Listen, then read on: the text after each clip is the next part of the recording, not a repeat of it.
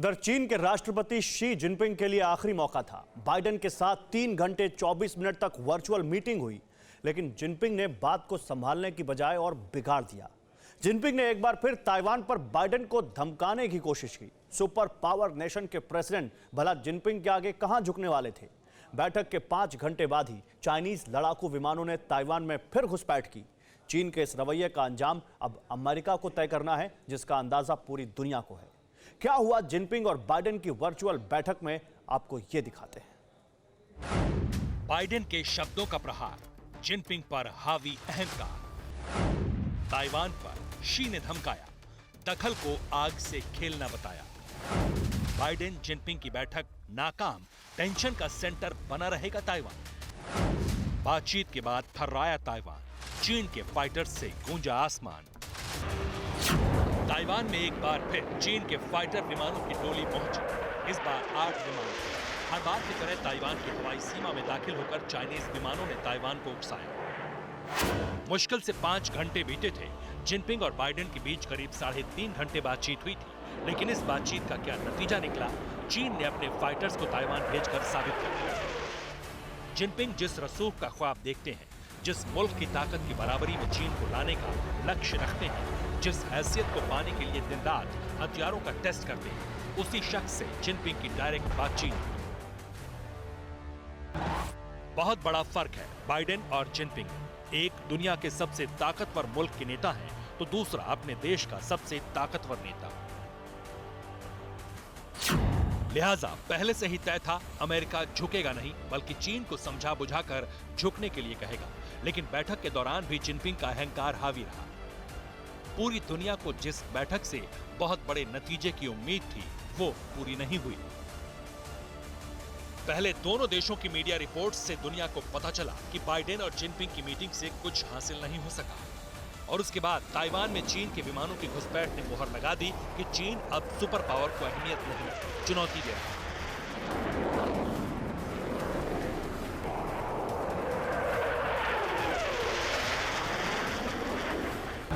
बैठक में भी बाइडेन और जिनपिंग फिर ताइवान के मुद्दे पर भिड़ गए।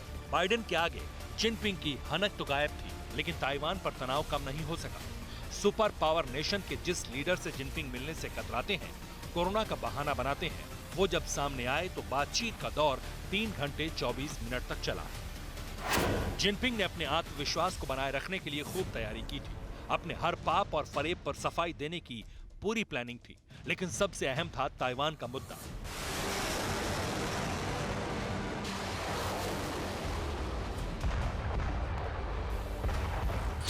बातचीत की शुरुआत में जिनपिंग ने बाइडेन को अपना पुराना दोस्त कहा। जिनपिंग ने कहा, राष्ट्रपति जी, आपको देखकर अच्छा लगा। हम पहली बार वर्चुअली मिल रहे हैं। ये आमने सामने की मुलाकात जितना अच्छा तो नहीं है, फिर भी मैं अपने पुराने दोस्त को देखकर खुश हूं। बाइडेन ने इसका जवाब दिया, शायद मुझे और औपचारिक तरीके से शुरुआत करनी चाहिए। हालांकि आप और मैं कभी भी एक दूसरे से इतने औपचारिक नहीं रहे हैं।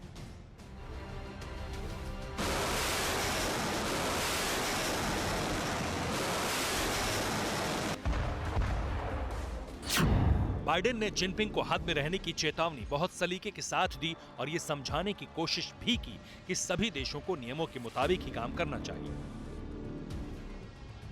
बाइडेन ने जिनपिंग को यह भी बता दिया कि अमेरिका अपने साथियों और पार्टनर्स के साथ हमेशा खड़ा रहेगा। इशारा ताइवान की तरफ था, लिहाजा जिनपिंग को बाइडेन की यह बात मिर्च की तरह लगी। संयम के साथ बातचीत के दौर का मिजाज अचानक बदल गया।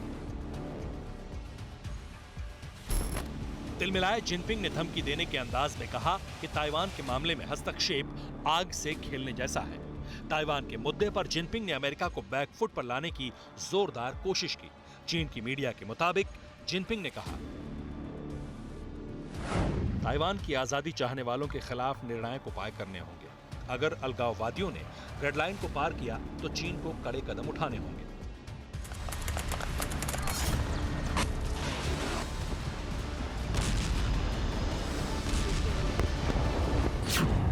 ताइवान में लगातार चीन के विमानों की घुसपैठ और धमकियों के बाद लग रहा था कि बाइडेन और जिनपिंग की वर्चुअल मीटिंग में ताइवान पर टेंशन कम हो सकती है, लेकिन ऐसा हुआ नहीं।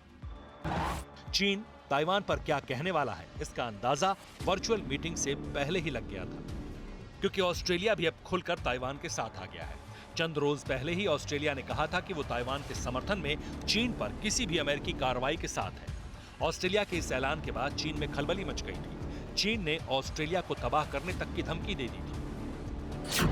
मौजूदा दौर में ताइवान चीन के राष्ट्रपति शी जिनपिंग के लिए साख का सवाल बन चुका है, जबकि अमेरिका भी ताइवान के मामले में पीछे हटने वाला नहीं है। जिनपिंग को लग रहा था कि वो बाइडेन को बातचीत में झुका लेंगे, लेकिन अमेरिका तो सुपर पावर है, वो दूसरों को फरमान सुनाता है, फैसले करता है, लिहाजा बातचीत घूम फिर कर फिर वहीं आ गई। अमेरिका ने हर वो मसला उठाया जिस पर चीन दुनिया को गुमराह करता रहा है। ऐसा ही मुद्दा शिनजियांग में उइगर मुसलमानों पर हो रहे जुल्म का भी है। बाइडेन ने जिनपिंग के सामने मानवाधिकारों का मुद्दा उठाया और जिनपिंग को समझाने और हल निकालने के लिए कहा। पिछले दिनों चीन के एक रिटायर्ड अधिकारी ने चौंकाने वाले खुलासे किए थे। उन्होंने बताया था कि डिटेंशन सेंटर में उइगरों को कुर्सी से बांधा जाता है। उइगर मुसलमानों की कोड़े से पिटाई की जाती है। उइगर मुसलमानों को नींद तक नहीं लेने दी जाती है। डिटेंशन सेंटर में 14 साल से कम उम्र के बच्चे भी हैं। चीन में उइगर मुसलमानों पर छोटे छोटे आरोप लगाकर जेल में बंद किया जाता है। 2020 में अमेरिका के हाउस ऑफ रिप्रेजेंटेटिव्स ने उइगर मुसलमानों के उत्पीड़न के लिए जिम्मेदार चीनी अधिकारियों पर प्रतिबंध लगाने के लिए बाकायदा एक कानून को भी मंजूरी दी थी। अमेरिका अब इस मुद्दे को बार बार उठाता रहा है। बाइडेन ने भी जिनपिंग से बात की, लेकिन हर बार की तरह जिनपिंग ने ठोस जवाब नहीं दिया। कुछ दिन पहले ही उइगर मुसलमानों के अंगों को बेचने का भी आरोप चीन पर लगा था। तीसरा मुद्दा हांगकांग भी रहा।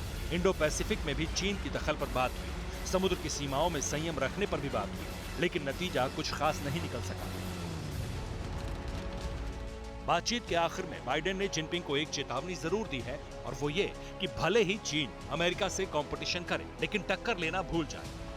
बाइडेन और जिनपिंग के बेनतीजा बातचीत के बाद तो इतना तय है कि मुद्दा कोई भी हो, अब फैसला शायद बारूदी संग्राम से होगा। Bureau report, TV9 Bharatvarsh. परवाह देश की, सोमवार से शुक्रवार रात 10 बजे TV9 भारतवर्ष पर।